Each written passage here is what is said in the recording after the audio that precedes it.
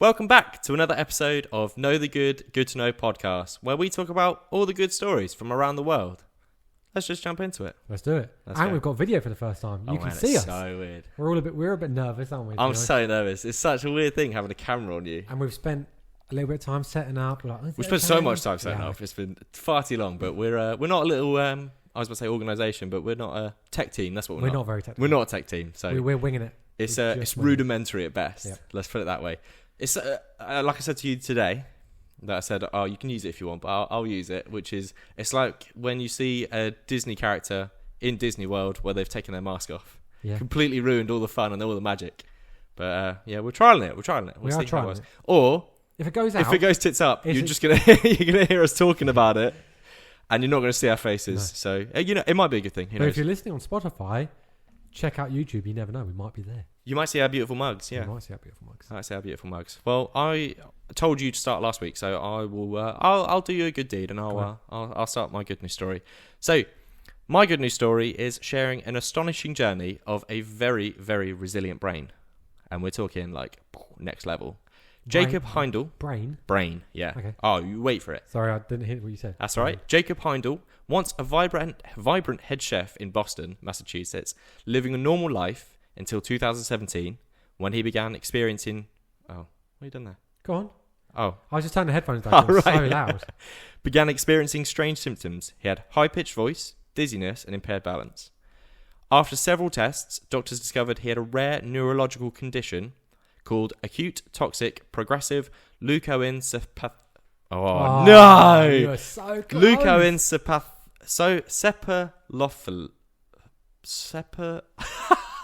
Leukoencephalopathy. Okay. There we go. Did you type it? Yeah, I did. I typed the phonetic and everything. Leukoencephalopathy. And I practiced as well before I came on. Still butchered it. So this soon progressed into something called locked-in syndrome. Oh, I've heard of this. Locked-in syndrome, often caused by brain trauma, infection, or toxins which damage a specific part of the brain called the pons, which leads to LIS. For those who don't know, locked-in syndrome is where you are fully conscious, but you are unable to move, speak, due to paralysis of voluntary muscles. It's like going to sleep, isn't it? And you wake up, but you can't move. Yeah, it's what's that called? Sleep paralysis. Yeah, it's basically like sleep paralysis. So you can move your eyes about. Yeah, it's such a weird thing. It's like such a weird concept to me to be able to move your eyes, but not the rest of your body. Have you seen the film where he's in an operation and he can feel all the pain? Ooh, no. They think he's asleep. That sounds horrifying. Yeah, Nah, that sounds scary. Isn't it? It's very scary. But yeah, so you can move your eyes, but that's about it. That's as far as you can go. Some people, you can hear stuff. When you say move your eyes, does that mean you can open your eyes? Yes, yeah. So you can use your eyelids. Weirdly, it doesn't affect your eyelids. So you can open your eyes, look around. Yeah, but that's all you can do. Well, I looked into it. Apparently, you can only move your eyes up and down. You can't move them left or right. What? Yeah, no. It affects certain, like I said, voluntary muscles. So it affects certain things. I found an interesting thing as well about LIS, which is some people are unable to feel pain. Which is like a sort of cool superpower to have with it. Not ideal because you can't move your body, you can't move anything or talk. There was a lady on Good Morning Britain or something that had that where she couldn't feel any pain. Oh, it worked. But she was fine. She walked around. She was fine, but she just couldn't feel pain. Yeah, damaged nerves, nerve endings, or sure like spine stuff, isn't it? It's it's like. I don't know how I feel about that because then you wouldn't know if you have caused any issues because you don't have any pain. So you can break your arm. Oh yeah, true. Not know you've broken your arm because there's no pain. Damage it even worse. Yeah. Yeah. That's scary, isn't it? But at the same time, have you ever seen Kick-Ass, the movie? No. Stupid question to ask. It's another movie you've not watched. I've watched a lot of movies. You have? I have, yeah. Yeah, you do cerebral movies. You don't do what does that mean? brain thinky movies. Yeah. You don't go for you do go for easy watches, but I do most of the time it's Transformers is like a go-to. That's a good watch. I've seen it so many times. It's a nice easy watch. Yeah. But yeah, so in Kick-Ass, he obviously it's fictional, but he can't feel anything to damage nerve endings, and then he becomes a superhero, like we spoke about. Can Deadpool feel anything? I don't know. I'd assume so. Yeah, he just survives. He regenerates. It's fine. It's fine. But yeah, so back to Jacob's case, he was no longer able to move, speak, or even blink. So he was a somewhat severer case than what most are, because obviously he can't use his eyes. Yeah. So he can't communicate at all, because that's how you would communicate if you have locked-in syndrome. As his illness, only if somebody's looking at you. Well, yeah, obviously they're going to have people looking at you, like not round the clock, but obviously they're going to keep checking up on you. You can't eat, so your stomach muscles aren't working, so you will be fed through a tube and that sort of stuff. So it's so annoying. Oh, imagine if you had an itch. Oh, I suppose you wouldn't feel it. If you can't feel pain, you wouldn't feel an itch. Imagine you were watching TV, you want to change the channel. You'd be like, up. No, no. She's like going the wrong way. Well, apparently, so I was speaking to the barber today, and they told me about a really cool machine that apparently has been invented for people with locked-in syndrome. Oh. So it uses their eyes. It tracks their eyes to like a keypad, and then they can either type things or like move things, create pictures and that sort of stuff. It's pretty cool. I should have actually researched it, but like I said, I went for a haircut just before I came here, so didn't have time. Where? Local barbers, mate. Oh, they got the sticker on the mirror. Yeah, they got the sticker on the mirror. I gave them a couple of business cards. I told them about the email. I screwed up on the email. I'm so mad at myself. It's unreal.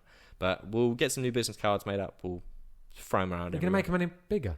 No, mini business cards, mate. This is the next So step. how are we going to do? Pin them up? Yeah, you can pin them up. You can just literally make little boxes of them and then just give them to cafes and stuff if they want to give them out. Interesting. Cool idea. But yeah, so back to Jacob.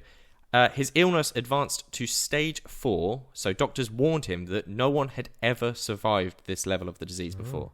They told him he would enter into a coma and pass away. That's a shocking thing to hear from a doctor. You would hope that they would give you a little bit of hope in the hopes that I'd rather them be honest with me. Would you? Give me false hope. Yeah, 100%. Really? If I knew I had like 4 weeks to live, yeah, I don't want to be like, it's not too bad. You know, you probably. Yeah, I would. Okay, yeah, I see where you come from. I want to know the truth. Am I dying? Yes. How long have I got to live? How long have I got to live? Can we fix it? Don't beat around the bush. Just tell me how it is. You don't believe in? I was about to say like the power of like not self-healing, but giving yourself. I believe in science. Like people come back. Yeah, no, it's sort of scientific. Like your brain sort of tricking your body into repairing certain bits of the body. No, I don't believe it. You don't believe it? No. Well, okay, all right. Is this going to change my mind? Sort of. I don't know if anyone's done research on him. Okay. But he's a very, very, very, very, very rare case, i.e. one in everybody. Okay, interested. So for nearly a year, he laid in a hospital bed, hearing everything around him, including conversations from the nurses who mistakenly thought he was brain dead. At one point, Jacob even questioned if he'd died and he was hallucinating. So he was like next level. He said, "I wasn't dying, but I wasn't getting better," which was a frightening thought. He shares, "I kept overhearing them say I wouldn't make it out of this state, and I was like, oh my god, I could be stuck like this forever," which was actually more terrifying than dying. Which, yeah, I would 100% agree with, being able to just not move ever again. Then, after 10 months, a small miracle occurred. A nurse noticed movement in Jacob's wrist. His medical team quickly rallied around him, and they told him to do it again. He recalled it was his one shot, so Jacob focused all his energy on moving his wrist again. Wow. So, like I said... Because he could hear him saying he can hear him. I don't know if he had the use of his eyes at that point. I would assume not, because like I said before, he couldn't see... he couldn't use his eyelids, so they're either opened or closed. I don't know which one.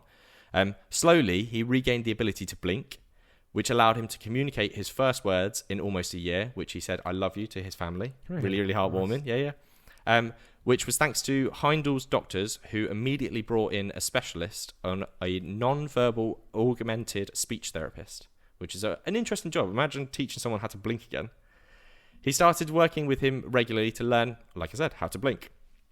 Over the next 18 months, Jacob underwent intensive rehabilitation, relearning basement movements, speech, and eventually how to walk with the help of surgeries and physical therapy. So, very good. Like I said... How long did it take, did you say? Did you say? I will keep going. He basically had to train his brain to reconnect with his body. So that's how he... again, I would refer another movie. Have you ever seen Kill Bill? No. I feel like Kill Bill... This podcast just ain't going to work because you don't watch any movies. I feel like Kill Bill's got a good soundtrack, though. It's got an impeccable soundtrack. I've definitely heard the soundtrack. I've just never seen the film. Okay. Well, there's a bit in the film where she has to wiggle her toe because she's been paralysed by poison and stuff. So by December 2020, Jacob returned home as the first known person to recover from stage 4 acute progressive leukoencephalopathy. There we go. In 2021, he co-founded a mobile app called Ahoy, to help people with disabilities navigate accessibility challenges in public spaces. So he's not only recovered from something that no one's recovered from before, but he's also, I think he doesn't have the use of his legs yet. He's in an electronic wheelchair, hence why he started this organisation. Jacob, now 35, reflects on his journey with gratitude, saying, "Before this happened, I was fun, outgoing guy, but deep down, I was sad and depressed. Now, even with all the challenges, I appreciate the little things." Yeah. So it's given him a new lease of life, which is a shame having locked-in syndrome has done that. Well, it must be so draining, right? What, having locked-in syndrome? Oh, yeah. Like going through all of that must be so mentally draining. Oh, 100%. Just to be told, he got told by a doctor that he's not going to make it. He's going to go into a coma and die. Like, that's like next level. That's deep. Yeah. yeah, exactly. But no, he's literally come back from the brink. Jacob's recovery, though physically and emotionally challenging, has filled his life with renewed positivity. His story reminds us of the strength of human spirit and power of never giving up, even in the face of impossible odds. And I'll end it with some words of wisdom from Jacob. He said, "I have such a different perspective on what's important in life, and going through what I went through was it's definitely made me stronger." He tells people, "It feels amazing, and a big part of why I'm telling my story, and I have this company, is to help people and help the world. I want people to not give up on recovery when they hear that they have terminal diseases." Heindel says that that's a lot of what I want to do with my life now, is just help and motivate people. So that's fair. That's my good news story. Oh, and I should add into the Hall of Heroes, to be fair, because he's the not fact only that he's going to do good with it as well. Yeah. Exactly. The guy's done some stuff, but yeah, that's my good news story. I liked it. It's a story of resilience and a story of coming back from literally, like I said, no one's recovered from this before. Stage 4 locked-in syndrome. He's the first person to do it in the world. And I'm really hoping that they have done studies on him, because it would be good to know that his journey has also sort of led to helping other people that are in that situation. But yeah, exactly. Well, I'll try and find out more and maybe do a post about it. Cool. Sounds good to me. Yeah, right. Go on. Moving on to my good news story. Good news story. And I'm space themed today. So Space man, I always wanted to go in the space man. Have you seen Space Jam before? Yeah. Have you seen the new Space Jam? Yeah, it's not as good. It's not as good as the old Space Jam. It's got LeBron James in it, right? It does, yeah. Okay. It's cool, but probably not going to watch it. It's super. Because I don't want to be like it to be poor. If you've watched the first one, you won't like the second one. Okay, I won't watch it. Okay, in space, the world's first wooden satellite has been launched into space By a catapult? Yeah. It's a wooden satellite, so I'm assuming they're using rudimentary methods to get it up there. So the wooden satellite, designed by Japanese researchers, was launched on Tuesday. This is Tuesday, November 5th. Mm-hmm. Okay. Time.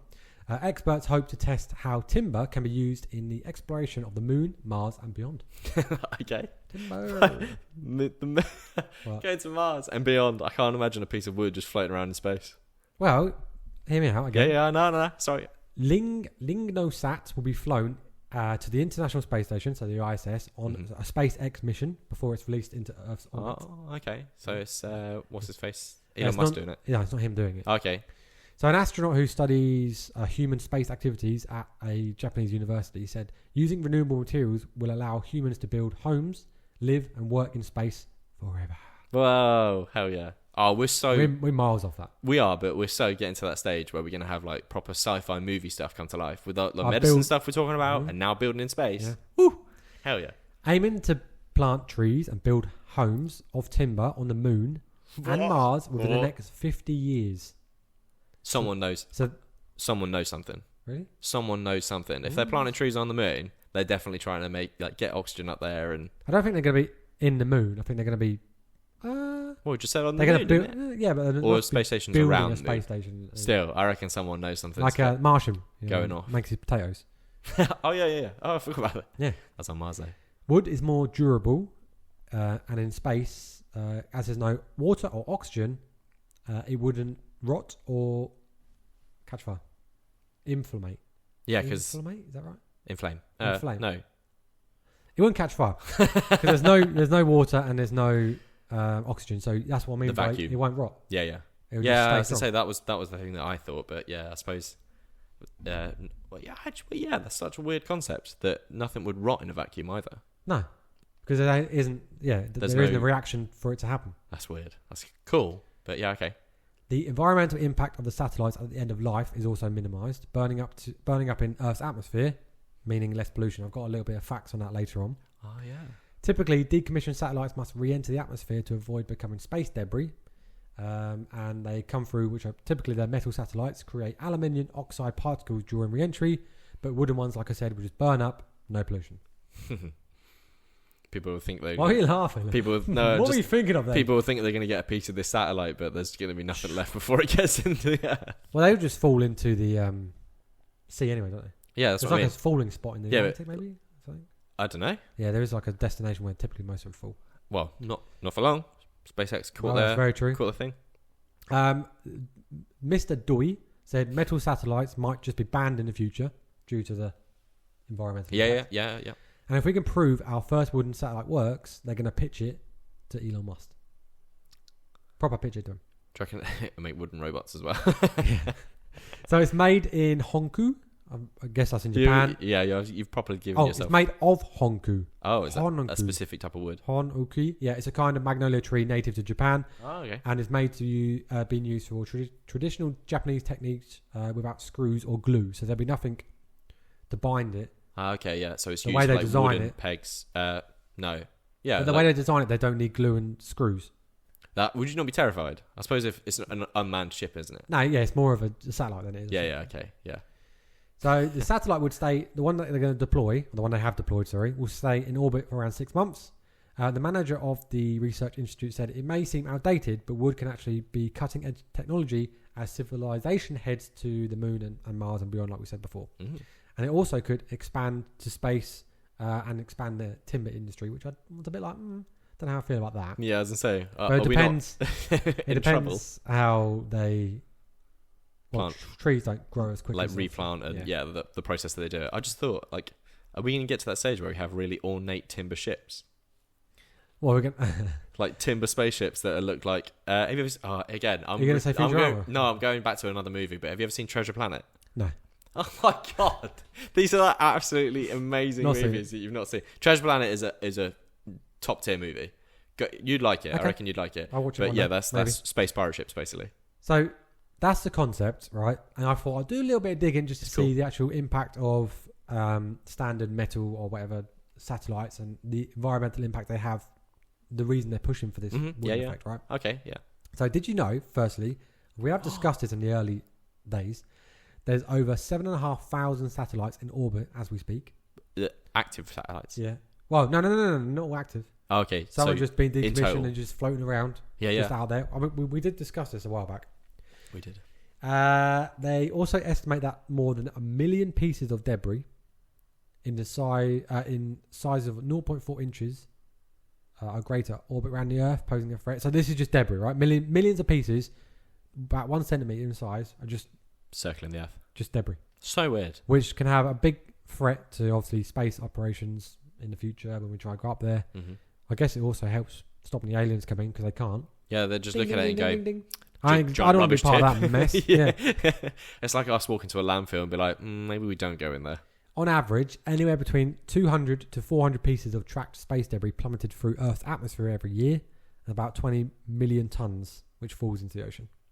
Wow, it's crazy, isn't it? Way worse than I thought it was. Way worse. Oh my God. So this new invention using wood sounds like a good plan. It does. As long as they think about the impact on deforestation. That's why I did. Yeah. Like how can we get around that? That would be a key strategy to making this work, is being able to specifically maybe grow certain trees. Not chop down the whole of the Amazon to build a spaceship. Yeah. Maybe we don't do that. Unless the world is 100% doomed, in which case it's going to be a space race to build wooden ships and get out of there. There'll be no Earth left, but everyone will be floating around in little space forests. But for the fact of environmental impact, in terms of the waste, I like the idea. It is That's a really why cool I saw concept. It. I was It's like, interesting, like, that no one's thought of this beforehand. Or maybe they have, but they just haven't. Like, we haven't had an Elon... Robert Downey Jr.-esque type person, i.e. Elon Musk, and Iron Man. Who's got billions of... to unlimited amount of money, who's got brains and the balls. I think not necessarily just the brains, but the open-mindedness to try new things. He's just got the cojones to go and do it. Exactly. That's the difference, right? Yeah. Going from... do you know he used to sell flamethrowers? Yeah, he did, yeah. That is how we knew he was going to start to become that Robert Downey Jr.-esque billionaire. The Boring Company thing. Yeah, Syndicate, the guy I watched from YouTube. Yeah. I said that you your missus for one. Yeah. He brought one, but it got taken away from him. Got taken away from him in the UK. Because they're illegal. Oh, I suppose, yeah. Because I used to watch David Dobrik before like all the stuff came out before before went him. A bit weird, yeah. And he bought one, and there was some crazy videos where he was just basically setting everything on fire. But yeah, that's when I knew that he was going to basically be the next like real life Iron Man. He speaks about on Joe Rogan about the flamethrower thing and the whole concept of just why not? Let me just do what I want, just build what I want. He's doing a lot of he wasn't doing it weird for the money. stuff at the moment, but he is making waves in like tech and stuff. And it took that to go, you know what, screw it. We'll build some robots. We'll do AI and we'll catch a spaceship that's going to land on the thing. But yeah, it takes that kind of person. So before we move on, you've made a little jingle, which I have. Bear with us. I need to figure out how I'm going to insert this in. So it'll be like, let's move on to our next section. Yep. And then I'll roll it, and then hopefully it'll flash up to the screen, and everyone will be like, ooh, and then we'll come back and be like, we're here. So we're back. Welcome back. Let's try it then. So let's roll on to the next section. The Hall of Heroes. We're back. We're back. We hope you like the jingle. Yeah. I had to tone it down though, 'cause it was so loud. It was the first time I heard it. Did you actually put it in? Yeah. Sorry. I just tested it. It was the reverb that I put on it. Yeah. I was like, whoa. It's cool though. It's cool. It was a good little jingle. But yeah. So I'll let you start Hero of the Week then. No. Hall of Heroes. I got it wrong last week as well. I can't believe it. Just heard the jingle. Yeah, no. We just heard the Hall jingle. of Heroes. Sorry, guys. So I've gone fairly local again. Okay. I found this person actually on Facebook. I like to browse local news when I'm looking for good news stories and heroes to see what I can find local, because it'd be nice to try and get somebody on. Yeah, we got to build up local and then branch out. So this is a place called Whittlesey, which is not too far from us, and it's called a community pantry, and it's been ran by a lady called Anna Foster. Okay. So I did reach out to Anna to say, hope you don't mind, going to shout you out on our podcast. Yeah. Sent her the details and said, feel free to listen if you wanted to come on. Did she get back to you? Welcome. Yeah, she said, thank you very much. Oh, nice. And hopefully she does listen. If you are listening and you want to come on, let me know. I'm sure she will. It'd be great to hear your story and to, but I'll explain what it's about anyway. Mm-hmm. So, Pantry proud to save 35 tons of food waste. Whoa. Yeah. Damn. A community food pantry in the Fenlands, Whittlesey, is marketing 1 year since opening after it saved about 35 tons of food going to landfill. Huh. So, Helping Whittlesey Community Food Pantry was set up by Anna Foster from the town of Whittlesey in 2023 and gets regular donations of surplus food and vegetables from supermarkets around the area. That's really good. This is what a lot of places should be doing. Oh, yeah. Well, food waste is crazy, right? You get like, you see them in supermarkets and stuff now. You get like the little packages and stuff that you can, or I think they make packages. I know Lidl make little packages that people can buy. Well, you've got that thing, Too Good To Go, which is your shops and stuff. That's and naughty. Your restaurants. That is naughty. It can be if you get the right so food. good. Somebody posted like they got a whole Greg's package for like £2. Yeah, it's disgusting what you can get in there as well. If you get there quick. We used to, so at the local, there's a local carvery, and we used to go there. Oh my God. Literally, because they don't just make it up and you pick it up when you get there. Because it's a carvery, you're queuing up with everybody else at like 8:30 when they're about to close. And you're paying nothing. Boy. Yeah, it's like £4.80 or whatever it is. And they go, oh, we've got this much meat. It's literally going to go in the bin. Yeah. Wham! Potatoes. It's the right concept though, isn't it's such a good concept. The amount of food that supermarkets and you go into some like bakeries and stuff like that, it's like, where's all this going to go? It's literally going in a bin, so it makes sense for someone to buy it. They make a little bit of profit, the food doesn't go to waste, and someone can enjoy it in not so moderation. Or somebody takes a good idea and does this. Oh yeah. So, things like this. The service operates 4 days a week from an outbuilding in the Falcon Hotel on London Road in Whittlesey and serves about 150 people weekly with a team of about 24 volunteers to keep it going. Okay. Ms. Foster said the pantry, which is open to anyone and everyone, is growing bigger and bigger, and she feels proud of the journey so far, so she should. If you can use it, they take it, she said. She also said that the inspiration from the idea came from her husband, who works for an environmental organisation in Peterborough and sees a lot of food being wasted. Which you don't need to look too far to see, do it, like we just said. You really don't. She believes this is a first of its kind initiative, which she set up in Whittlesey. Yeah, she's probably right, and if it is, it needs to be pushed out far and wide. Yeah, everyone should take on that mantle. But the other thing is the supermarkets need to get on board with it. That's the biggest thing. They sort of, they don't. Actually, they do and they don't. They do and they don't. So the one thing I was talking about, so the Lidl, I think Lidl try and do it. They make little boxes that people can buy of stuff that's about to go out of date. But when I was talking about like Tesco's, I think that's more of like non-perishable foods, which people like tinned soups, that sort of stuff. Oh, I think okay. that just goes to homeless That's shelters. like and things donations, that. Yeah. That's not necessarily less food waste. I think I spoke because what was it? The Good Food Organisation. Yeah, you did. I can't remember what they're called. There's something food. Yeah. Food cycle. Food cycle. Yeah. Because I remember talking about working in a supermarket and the amount of waste that you see is unreal. But yeah. That's why this stuff. Yeah, like we said. Like I said, you said it's for anyone and everyone, but it's not a food bank. There is actually already a functioning food bank in the town for those who need it. Mm-hmm. But anyone's there to come, and if they need food, they're welcome. Mm-hmm. Oh. There, she said. We say if you can use it, we take it. We just want to save the environment and use perfectly edible food to reduce the waste. This week, the pantry received an unusual supply of more than 200 frozen pizzas from a Peterborough Food Basket Initiative organised by the children's charity Barnando's. Barnando's? Did I say that right? Yeah, that sounds about right. Nando's, yeah. Barnando's. We operate from a small outbuilding, so freezer space can be tight. Sometimes our volunteers have to take some food home to store. Fair enough. We are hoping to support more charities around the Christmas area because obviously the Christmas time is tight for a lot of people with their party food. So some of these pizzas that they got can be used for that. I bet it looks so festive. I bet it looks so festive at the moment. The pantry has also received some funding from the Peterborough Environmental City Trust. So they should. That's good. The service has recently expanded to further locations, include a village called Coates, which is just on the outskirts of Peterborough. Yep. Not far from Whittlesey. Which operates from the school cabin. And they also do books and toys. Oh. So for those to support youth groups and donates bread. This year, more than 200 children will also be supported with Christmas presents, Miss Foster said. So they're obviously branching out and helping out across more, which is great. And they said we're absolutely going to continue what we're doing and grow bigger and bigger and better. Oh. So that's my hero of the week, who I want to induct to the Hall of Heroes. Oh yeah. It's Anna Foster set it up, but anybody who's there volunteering, massive shout out to Community Pantry in Whittlesey. The idea, the concept is amazing, and it needs to be spread far and wide, and we need to do it more often. Have they got any like socials and stuff that we could do a little shout out? Yes, they have a Facebook page, so I don't know what it is, but I'm sure if you can put it into the YouTube and Spotify description. Yeah, okay, so you can find it in there. I'll put it in there. Oh yeah, we should probably do that more. I do that. Oh, do you? Yeah. Okay. No, the Winter Company last week. Yeah. Not all of them, but some of them. We should probably do it for all of them. I do try. Did you do it for Mother Clutter UK? Oh no. I should put her Instagram in there recently. Yeah, that's what I mean. Yeah, a little TikTok thing you share. Can you edit it? Edit what? The captions and descriptions. Yeah, and I stuff. can do it whenever. I was like, do you put our stuff in there as well in the descriptions? Yeah, say all the time. Okay, all right. I copy and paste it. I didn't realise because obviously the whole Trucker Tim thing. And I looked at all his description and it's got all of his socials and stuff. So I was like, ours are all in there. Okay. I just edit what the episode's about. Shows how much I actually watch our YouTube videos and read my description, which I do every week. I'm so sorry. I started on using AI. Well, now we're doing video. I'm gonna actually watch us now because I'm gonna have to see how much of a crazy person I look on video. We both look crazy, but it's fine. Yeah, we do. Okay, right, cool. So I will. I should say that's a really, really nice story. Wish people could see Beans. We could see Beans. It's quite funny because I've been looking at Beans occasionally, and the little bit of Velcro that held our cables together, it looked like she was wearing it as a bracelet for a bit.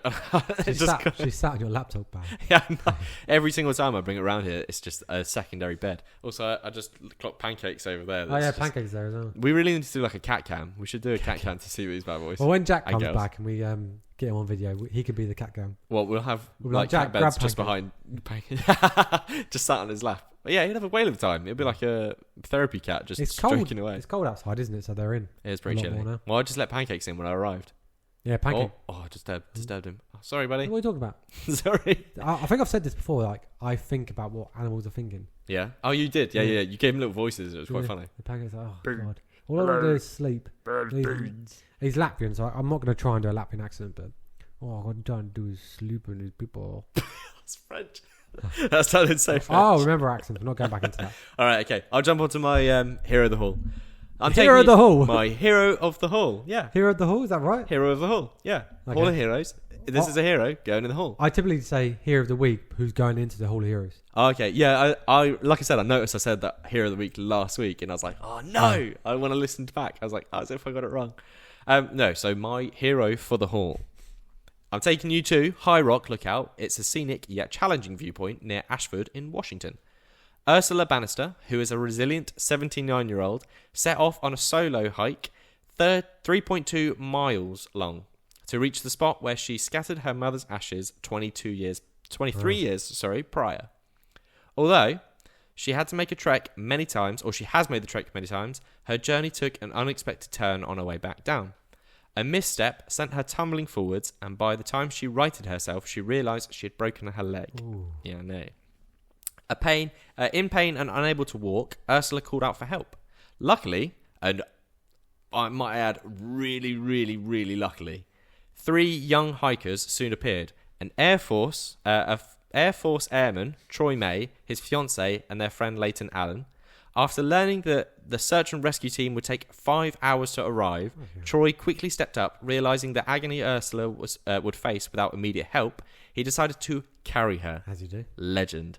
With Ursula on his back, Troy began the difficult descent. The group was soon joined, this is why I say super, super lucky, by an occupational therapist, Emily O'Brien, who helped Ursula manage the pain through breathing exercises, and a physical therapist, Tim Mayer, who carefully splintered her injured leg. How are these people there? She is insanely lucky to have an Air Everyone's Force there. man and a physical and occupational therapist. It's basically, she's looked out by a guardian angel. Yeah. She is 100% has a guardian angel. Not only to have a military literally, guardian angel, doesn't matter about it. I'm surprised they didn't stumble upon a Bisham cube while they're out there, or like a separate A&E system. Bisham Cube, what a throwback that is. I know, or one of your special Bisham lorries, I wonder if anybody... i.e. an ambulance. I wonder if anybody listening knows what we're talking about. They'll go back. I can't remember. There's probably only what going to be a episode it few was. people. Yeah, they'll be It's like really early on. 11 or whatever it Yeah, is. I it can't might- remember how many people watched it, but yeah. It might even be earlier episodes. wasn't Oh, I it? think it's 6 like or something like that. 4 or 5. Yeah. Yeah, it's definitely early. It might be 3. I think it's 3. Don't quote me on that, but I think it's really 3. want to find out now. But. That's fine. Either way. So Ursula shared her stories. So Troy the airman kept Ursula's spirits up by asking her about her life. So she shared her stories about her childhood, on how her move from Germany to the US in 1959 gave them a glimpse on the strength that she shows throughout her life. Finally, at the trailhead, Leighton hurried Ursula to Tacoma General Hospital, where doctors recommended Tim's splint working, saying it prevented further damage. So, like I said, a guardian angel. Luck, yeah. So lucky, but awesome at the same time to have basically a whole medical team on hand if you hurt yourself. It was destiny. All right, this is where I feel like fate. She's obviously done some really good things in her life because The fate pain, has paying done, it back. it's done her well. Yeah. Ursula's injuries required surgery, and though her road to recovery was long, she found herself deeply grateful. She shared that the friendship she formed with her rescuers were a gift, and she valued even more than the care that they provided that day. Troy received an Air Force medal for his heroic actions, but to Ursula and he and his friends were the embodiment of kindness and compassion. This Hall of Heroes story reminds us that bravery is more than physical strength. It's the willingness to lend a hand, or in this case, a shoulder to someone in need. Would you help? Would I help? Yeah. Of course I would. Would you carry? Oh, yeah. You'd have to carry. I'd do my best. You're stronger than me. I'd do my best to carry. If I was struggling, 100%, you're coming I'd in. do the breathe bit, and you can do the carrying. Oh, you're going to be the occupational therapist. I won't be able to carry. Right, okay, I'll get back in the gym. I'll do some squats just in case we ever in go on a case. hike and come across this scenario. But yeah, that's my. It's really short, but my Hall of Heroes, which is like I said.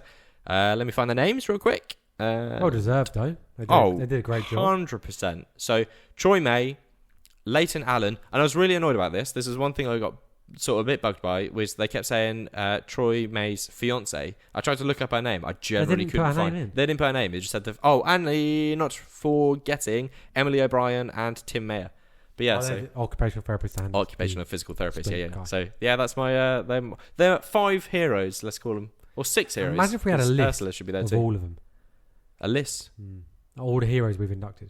That would be kind of cool. We're gonna be making. Do you think we're going to build one? 100%. When we get to that stage, I am envisioned an entire website. You're going to have to We've go already spoke back. about it. Yeah, you're going to have to go back and every single episode and That's listen right. to who we've said. We've got every single hero. Script. We've got scripts. Yeah, we've got scripts. Yeah, so how we've got many? every single hero we've ever spoken about. Okay, now We're gonna run out of space soon. We're gonna run out of Yeah, storage space. we're doing our first video.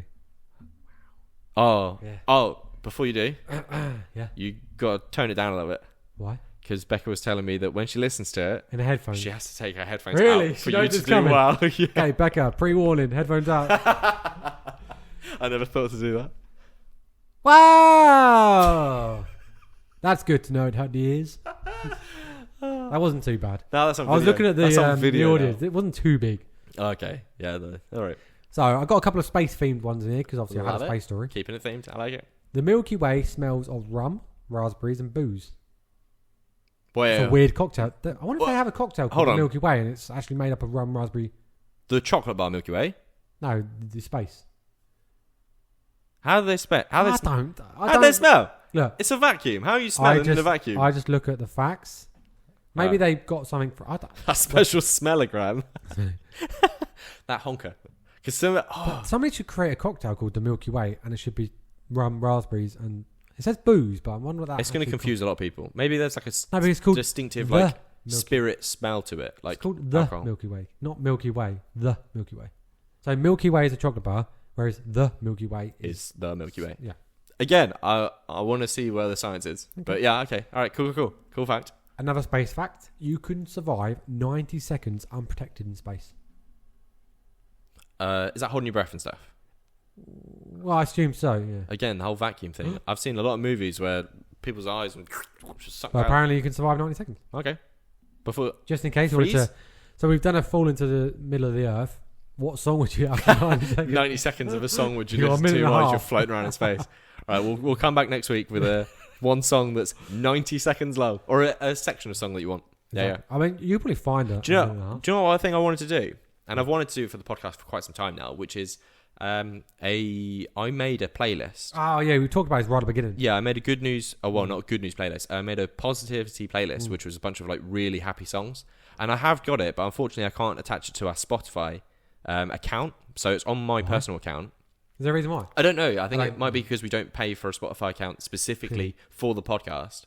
So if you have a Spotify account and you want a happy playlist, also send us, either DM us or email us or whatever, your songs or suggestions of songs that you think are really, really happy. Oh, okay, positive. Because that'd be really cool. And then we can make like a group playlist of really happy songs. Yeah, I like that. But yeah.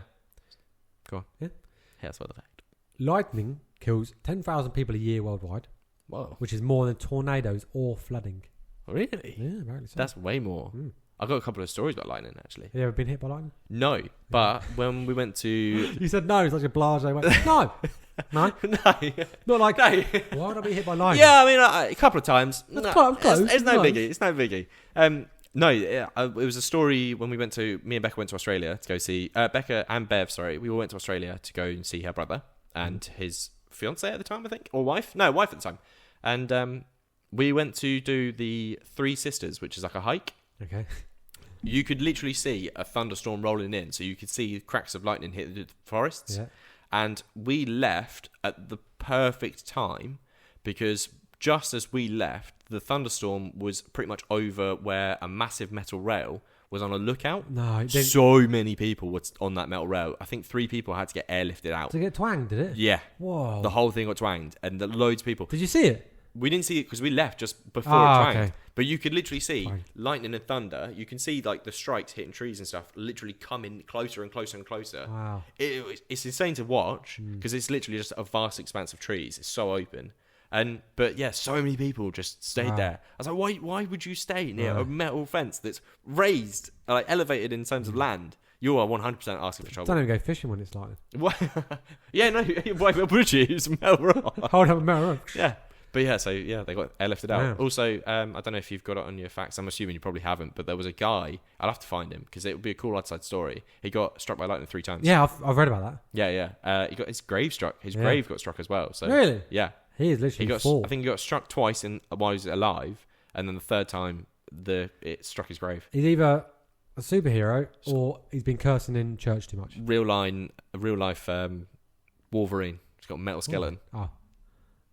I didn't associate Wolverine with lightning. Yeah, he's got adamantium skeleton, is he? Yeah, they got injected, right? Let my nerds just spill out, just a blood I nerdage. really watch Wolverine. I mean, neither do I, to be honest with you, but yeah. It's common knowledge, mate. Cool. A coffee taster had his tongue insured for £10 million. That's some money. Yeah. That's also a pretty cool job. Don't know. What do you mean? I haven't had coffee in ages. I thought you were getting into it. I was, but I've had like I just 4 can't be- cups today. Can't be bothered. What do you mean? I know. You've literally got a coffee know. machine, and it's so funny we've got a video so I can actually point at it and be like, it's right there. Do coffee. I'm starting my new job next week, and I'm going back into the office. Oh, yeah. So maybe I'll drink coffee. Yeah, that's a good little break. Good little break to have midway through the day. Yeah. Grab yourself coffee. And then lastly, hairiness is correlated with higher IQ. That's good. Hairiness. That's good. Why? My back. You got hairy back? Yeah, a little bit. Dirt. Do you know what's funny? Like, Becca, wax that. saw man. my brother. When he's asleep, Oh, please, just slap a please strip on it. don't. Please don't. Well, it's not like overly hairy, but yeah, my brother came in. He goes, I think I was just getting like changed or something. He goes, you're well hairy, yeah. Ugh. It's not that. It's not like grim hairy. I get like straggles. As As you can tell by my baby face, I don't grow facial hair, and I get straggles on my back. The one pube. Yeah, and it's just bink. that's what she Plugs does. off. Pluck Does she really? Yeah, because Oh, otherwise mate, it I'd get gets caught on my t-shirt. Ooh. Oh, it gets caught in my t-shirt. That one hair. That one hair. Fair play. That's fair. So Okay. I love it every time. I get it. Does put a little smile on my face every time he brings a fact. I always think, shit, am I saying the same facts as before? But I don't think I've Ooh. repeated myself yet. No, you haven't. That's going to be a day. Yeah. That will be. You think the we're day. 29 episodes in? Yeah. I'm like, you've already had that one. Yeah. What? There is going to be a time when Because it we're doing happens. video. I'm going to hide a confetti cannon underneath the table. Yeah. As soon as you've repeated the same fact, I'm not going to say anything. I'm just going to go bang. It's not going to happen. I'm going to make sure. Okay. We'll see how it Show goes. me your odd story then. Oddside story. So we are going to Rhode Island's energized Guinness World Record holder. Okay. Interesting. Get ready to meet Joel Spears, not any relation to Britney Spears, also known as Caffeine Man on YouTube. A guy... Caffeine. Man. Caffeine Man. Like coffee caffeine man. Yeah, but energy drinks. Doesn't drink... I don't think he drinks coffee. Okay. A guy from Tiverton, Rhode Island, who might just be more amped up than the Energizer Bunny on a double shot of espresso. Joel's caffeinated passion has officially earned him a Guinness World Record for, wait for it, the world's largest collection of energy drink cans. This does not warrant a Guinness Book of Record. They should really not. shouldn't. They This should dude- not No. endorse this. This dude's held... How many? There's 1,019 cans of liquid lightning he's Oh amassed. my. Liquid Lightning, is that like an American? I'm assuming it's like the Like a Red 24 Bull. energy drink thing, but a can version. So the guy's Wow. like buzzing off his tits. Mate, his liver. Oh, Must be. His heart. heart. Must be like. Yeah, his what's heart must going be on? wrecked. So here's how it all started. Joel launched his YouTube channel about 6 years ago to review energy drinks. Little did he know that his hobby of collecting cans would spiral into something big, like a Guinness World Record big. Imagine the moment when he looked around and thought, I wonder how many of these cans I actually have. And it turns out enough to make it into the history books. But hold on. It wasn't just a snap a pic and send it in situation. No, Joel had to photograph and film every single can. I'm surprised they didn't come around and count themselves. Do you know what's read? I don't know. Don't tell me you've got some. No. I don't know whether you would have spoken to Callum that much when he did it. So Callum, my friend in Australia, I remember when we were kids, he used to drink so much Yeah, Coke. just stack Oh, it. and Sam, we've got Pepsi for Sam. Yeah, Coke cans. stacked Yeah, up, he used didn't to literally Yeah. and he could have had a Guinness World Record at the time. You he? never He know. did drink a lot. Yeah. He drank so I remember much he was Coke. I remember when he was moving or something like that. Yeah, he was moving from his Somersham house to his St Ives house. Yeah. He's like, yeah, I don't drink too much Coke anymore. And then we helped him move out. Dude, find some under his There bed. was like- there was like bottles everywhere Yeah. in his bedroom. Yeah, the guy was Oh, addicted. yeah, he was. The guy was 100% And addicted. Sam, our other friend. Yeah, Pepsi. Yeah. Loves that stuff. Did We he went say to- how many he drank? You didn't go to Reading, did you? No, I didn't. We went to, when we went to Reading, it was years ago, like 4 years ago, 5 Yeah. years ago. And we were just taking a mick out because it was so hot. Yeah. And he's like, yeah, I just need to get a Pepsi to get hydrated. I I think was I like, remember you Sam, saying this. you need to get water, mate. And he drinks so many. I remember you saying, oh, yeah, you got He'll that. be cursing at me now. He'd be so angry at us for releasing that bit of information. But it's vital. Rehydrate you. Drink some But Pepsi. I drink a pop a day, Pepsi a day. That's not good. That's bad for you, man. I have one after dinner or with dinner. One pop a day. I suppose it's sort It's of only a little moderation. can. I It's only a guess. 330ml Yeah, can. okay, yeah. One a day's not It's gonna hurt. sort of moderation, I guess. Yeah. But yeah, so, And it's typically I do caffeine free. Oh, And okay. zero sugar. So. Yeah, but we did a thing. Caffeine's good for you. Well, Yeah, in moderation. In moderation. Yeah. In moderation. But not at like 9 o'clock at night when I'm about to go to bed. Oh, yeah, no, yeah. Don't, That's why I have don't do that. decaf. Only certain people. You- Me included. I've said this before in the Couldn't podcast. cover that. Right? We have games nights. Beeve comes with 2 cans of Monster 2 cans. at games night, which starts at 8 o'clock. Yeah. and Sink them both. you sink them both and just go to bed. Go to bed. I don't know how you do Sleepy it. times, boy. It's weird. Like I said, I think it is. I should get diagnosed, but I think it's like an ADD thing. I don't know where it is. I'm just talking loads of crap. I laugh at. Go on, then, finish your story. Right. Shut up. Finish your bloody story. Talking about energy drinks, I'm going to Costco tomorrow. Are you? Do you want I haven't finished all the ones that. Okay. Really? I've still got like Oh. over half the box. Oh, wow. Okay. Yeah, no, I have. I really, You're doing really well. tempered down. Yeah. That's good. I've realised it's really bad for your teeth. It's so It's bad, bad for your for teeth. everything. I think that's what's true. Like I said, in moderation, it's not that bad. But yeah, so he's got his Guinness World Record. He's typing 1,000 item energy drinks can list for Guinness World Records. Dedication, folks, at its finest. And before you ask, yes, Joel has a favourite flavour. His favourite flavour is Swedish fish. Again, these are energy drinks we've never heard of. So, because if going for the buzz of caffeine, might as well make it taste like a gummy candy from your childhood. Swedish fish. Yeah, it's like the little red fish thing. The only thing. Again, I think it's an American candy. It's an American candy Okay. called Swedish fish. You can buy them in the UK. You know, all those American candy stores that are opened up like all around the UK. Never heard of it. They've strangely disappeared now. They're all weird. Everyone thought it was like a front for like a company to. Cartels. Yeah, basically just Money put loads of laundering. money laundering. But yeah, so the outside story is the Rhode Island Energized Guinness World Record holder, and his name is Joel Spears. I hope he stops. So do I for his for his health alone. I'm looking out for you, Joel. For his health alone. But yeah, so epic energy, caffeinated chaos, absolute psychopath. But he's on a good new podcast, so we'll love him and leave him. Well, talk about loving and leaving. That's Our us. first video. So weird looking at a little camera. I keep forgetting, and I look up. 'Cause I'm fiddling around and stuff like I would do usually. Mm-hmm. And I'm thinking, oh shit, I'm being watched. So again, if this video is absolutely awful, you won't see it. You won't see it. You'll see us talking about it, but you won't see it, unfortunately. But if it's not awful, if it's okay, Then we've got some work to do. Yeah.